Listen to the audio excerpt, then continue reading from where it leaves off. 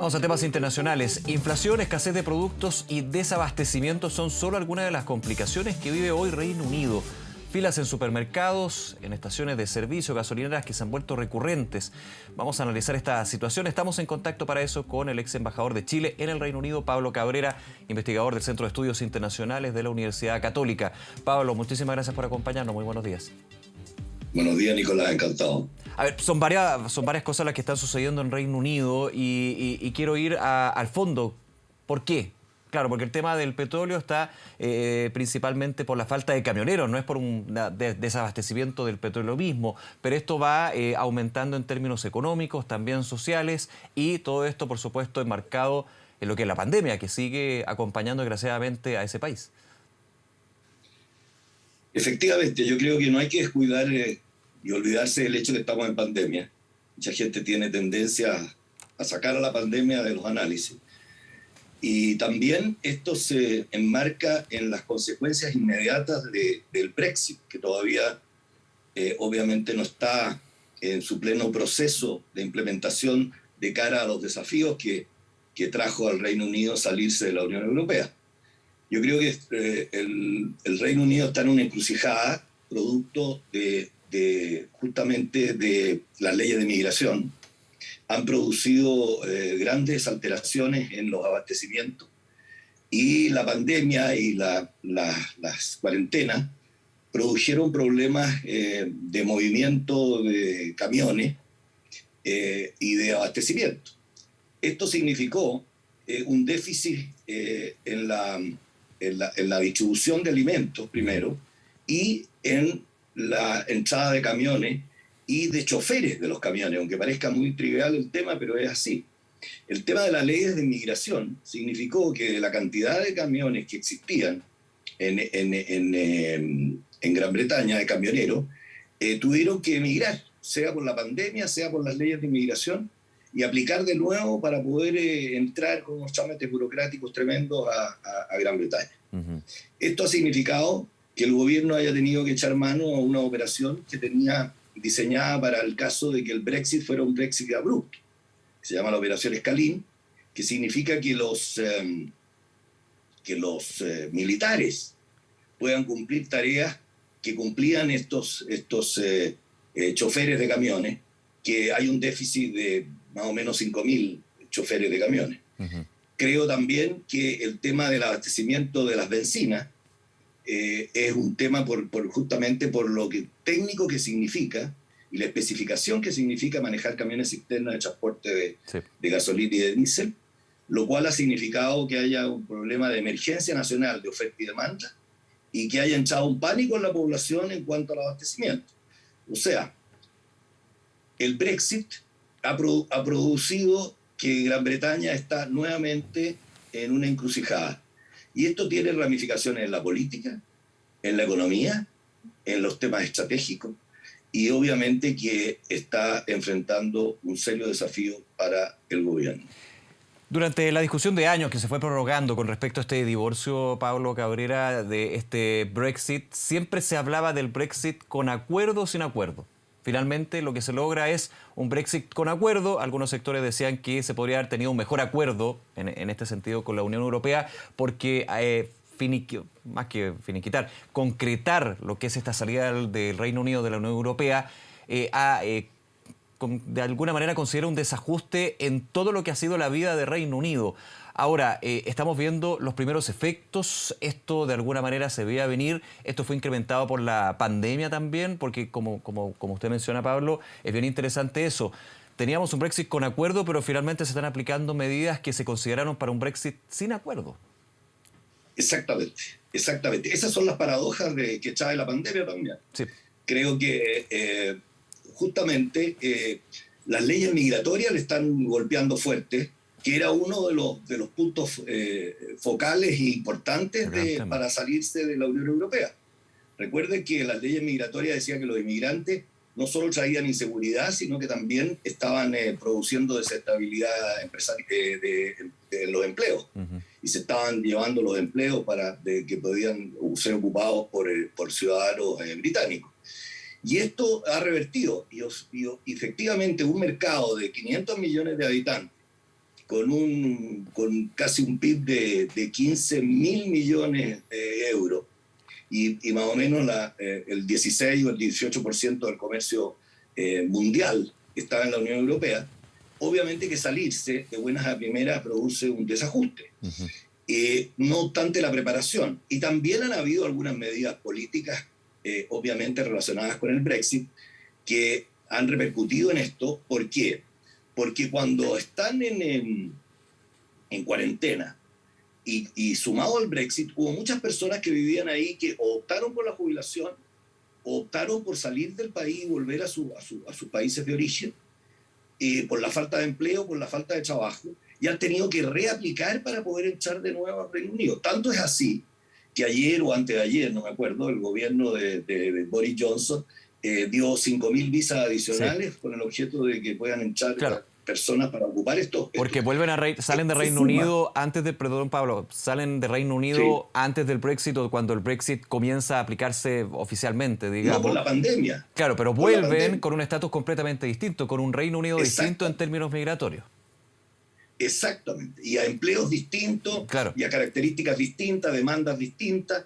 Entonces se está produciendo esta complicación que al final lo que nació como el principal motivo, que era la crisis de los refugiados, ¿se acuerda, Nicolás? Sí, cuando empezaron a discusiones sobre esto y los temas del terrorismo, la crisis se produjo esta paradoja que el mundo cambió, y ahora cambió por una situación sanitaria que golpeó muy fuerte al Reino Unido. Y además con implicaciones políticas muy grandes. Hay que recordar que de los pocos jefes de gobierno que se vieron afectados por el coronavirus fue Boris Johnson. Y tuvo algunos escándalos con respecto a algunos ministros, si respetaban o no respetaban la cuarentena, algunos perdieron el cargo. O sea, es un tema muy sensible en Gran Bretaña, el tema de la migración, el tema del abastecimiento. Obviamente ellos no son parte de Europa, hoy día son una isla, vuelven a ese concepto identitario que los ha perseguido por tanto tiempo y ha sido debate por el valor de la Unión Europea en Gran Bretaña o no. Entonces vemos que esto se suman muchos problemas que tienen que ver con el posicionamiento de Gran Bretaña de cara a Europa. Europa está muy golpeada también, Nicolás, y no hay que sacarlo del análisis. Está muy golpeada por su relación con Estados Unidos, con su relación con China, con el tema de la pandemia y cómo enfrentan los desafíos de hoy día del desempleo o de los problemas del desafío del impacto tecnológico. Entonces creo que Gran Bretaña en ese sentido también tiene un papel que jugar de cara al tema de las migraciones. Hemos visto que en Francia el tema de las migraciones es un tema muy importante, que el presidente Macron lo está enfrentando con respecto a los países del Magreb, que son del área de influencia de Francia. Siempre han limitado la migración de personas del Magreb en Gran Bretaña, de los lugares de la Commonwealth. Y esto es un tema que tampoco nos escapa a nosotros, porque usted ha visto cuál es la situación que estamos viviendo. O sea, liberar el mercado de Gran Bretaña, de Europa, le está trayendo complejidades, sea por el tema de la pandemia, sea por el tema de la oferta y la demanda, sea por la crisis de las migraciones, o sea por el cambio del mundo. Sí. Porque obviamente que el mundo está cambiando y Gran Bretaña está tratando de buscar su ubicación en este mundo donde, digámoslo sin palabras sofisticadas, donde la opinión pública se ha incorporado como un actor, un factor de poder y de tercero interesado en cualquier contingencia. Entonces, gobernar hoy día es un tema bastante complicado, no solo para los gobiernos individualmente, sino que para las agrupaciones internacionales y para los organismos internacionales. Sí. Estamos viendo en este momento un desafío institucional muy importante, que es objeto de muchos análisis en lo que se refiere al posicionamiento estratégico de los países y de Europa principalmente y de Gran Bretaña en particular. Probablemente, Pablo, los próximos años, digamos, falta mucho para eso, pero cuando se estudie lo que fueron los primeros meses del Brexit oficial, porque recordemos que esto tuvo mucha discusión, muchas negociaciones, muchos aplazamientos también, se va a hacer la pregunta: ¿qué habría sido de este inicio de Brexit, de esta salida del Reino Unido de la Unión Europea, con pandemia, sin pandemia. Digo, yo creo que va a ser un análisis que falta mucho para eso. Pero quiero también ver lo que es el análisis hoy por parte del gobierno británico ante las dificultades que, te lo dice muy bien, la pandemia, pero otros elementos a nivel internacional le juegan en contra de esta nueva realidad de isla nuevamente a Reino Unido. El gobierno británico ha tenido que hacer gestos, señales, acercamientos con sus antiguos socios de la Comunidad Europea para poder de alguna manera ir moderando lo que son estos efectos que eran bien insospechados en algún minuto, pero que muchos decían, ojo, esto no va a ser para nada fácil. Muy pertinente la pregunta y el análisis que usted hace, que el que hago yo. Yo creo que es interesante eso, porque se relacionan, obviamente. Yo creo que hoy día el mundo camina hacia la cooperación. Una globalización como la actual, con los sistemas de dependencia y de encadenamiento productivo o de cooperación para enfrentar situaciones que nos golpean a todos por igual, Gran Bretaña ha tomado una dirección casi contraria. Y de alguna manera los Estados Unidos también. Y son los socios tradicionales transatlánticos. Sí. Y creo que la dificultad que ha tenido Gran Bretaña con la Unión Europea se está viendo justamente en las decisiones que está tomando Gran Bretaña a nivel estratégico a lo largo del mundo. Y el acuerdo AUKUS, por ejemplo, con Australia y Estados Unidos, de cara a la contención de, entre comillas, de China en el Indo-Pacífico. Obviamente que eso también ha afectado a la Unión Europea. Hay que pensar que la Unión Europea hace 5 años que tiene un proyecto y un programa que ha estado negociando y participando entre los 27 de cuál sería el posicionamiento de Europa en el Indo-Pacífico y en el área del Pacífico para enfrentar de la mejor manera sus relaciones con China. Y de buenas a primeras, obviamente, incluso con un acuerdo interesante de cooperación en defensa entre Francia y tecnología entre Francia y Australia, aparece un proyecto no consensuado con los 27 de Gran Bretaña, Estados Unidos y Australia para un proyecto de respecto al posicionamiento estratégico en el Indo-Pacífico y en lo que se refiere a la presencia naval en ese lugar y en la utilización de submarinos atómicos. Creo que ese tema no debe siquiera dejar pasarse por ningún país del mundo, por muy chico que sea. Creo que la tendencia hoy día en el mundo, especialmente para los países como nosotros, debe ser la tendencia a la cooperación. Obviamente que con independencia, claro, con de acuerdo a las potencialidades de cada uno. Pero Estados Unidos tenía una relación complicada con Europa que está tratando de arreglar hoy día, obviamente hemos sabido todo con las noticias. Pero tiene una relación complicada con Europa que se ha manifestado en varias circunstancias. Primero, acuérdese usted cuando algunos años atrás con el tema de las armas químicas en Siria, cuando estaba todo organizado la Unión Europea y Estados Unidos para solucionar ese problema de acuerdo a los cánones que ellos entendían cómo se podía solucionar, Estados Unidos al último minuto dijo que no. Claro. Y tenían el fantasma de Irak en ese caso por parte de Estados Unidos. O sea, sonaba fuerte para los países europeos. Exactamente. Después vimos el tema de las reuniones de la OTAN, de la Organización del Atlántico Norte, donde está Estados Unidos, está Turquía y están los miembros de la Unión Europea. Obviamente cuando Estados Unidos, expresidente Trump, va a la reunión de la OTAN y les dice que se tienen que involucrar más en las soluciones de los problemas del mundo. Y les exige mayor inversión y mayor contribución a la OTAN. Se produjo divergencias, convulsiones, diferencias de apreciación. Después viene todo el problema de las presiones para el plan de inversión con China de la Unión Europea, las presiones americanas. Y después el tema de la retirada de Afganistán, donde no fueron prácticamente consultados los miembros de la OTAN en cuanto al proceso de retiro. Y fueron algunos bien sorprendidos.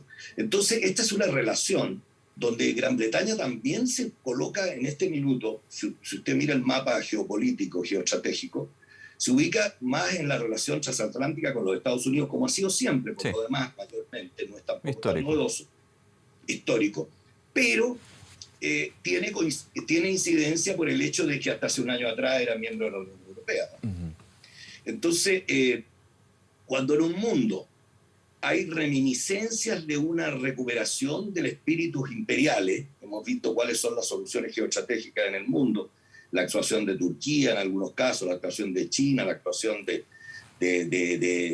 los Estados Unidos, obviamente que Gran Bretaña, en este contexto de salir a buscar al Pacífico una supuesta contención a China, cuando el lema del gobierno de Boris Johnson era establecer un tratado de libre comercio histórico con China, en 2 años ese amigo histórico se transformó en un, entre comillas, enemigo, no en un adversario. Claro. Ojalá sea un adversario, creemos nosotros los que miramos este mundo, porque hablar de enemigo hoy día es conducir a las confederaciones y no llegar a ningún tipo de cooperación. Entonces, las paradojas del Brexit tienen, Gran Bretaña, como siempre, se ubica en un elemento de análisis importante, porque hoy día no se puede mirar al mundo solo con una mirada geoeconómica o geopolítica. Yo creo que hoy día la llave hay que mirar conjuntamente el tema geopolítico con el tema geoeconómico y geoestratégico. Uh-huh. ¿Por qué? Porque hay una suma de poderes que ya la suma cero quedó para un análisis académico. Entonces tenemos que el mundo está transitando a un nuevo orden con un sistema internacional bastante paralizado por el efecto que yo lo llamo, algunos lo llaman el politeralismo. Hay algunos cientistas políticos que ya están hablando del politeralismo y no del multilateralismo, que significa de cómo todas estas organizaciones o gobiernos subnacionales inciden en la toma de decisiones a nivel internacional pasando por encima del sistema. Entonces yo creo que es más bien el tema de la opinión pública y manejar este tema con el poder es muy complicado y nosotros tenemos que hacer valer como parte del sistema, ojalá enfatizar el tema de la cooperación internacional. Sí. Pablo Cabrera, como siempre, muchísimas gracias por este análisis, por conversar con nosotros aquí en Canal 24 Horas. Que tenga un buen día.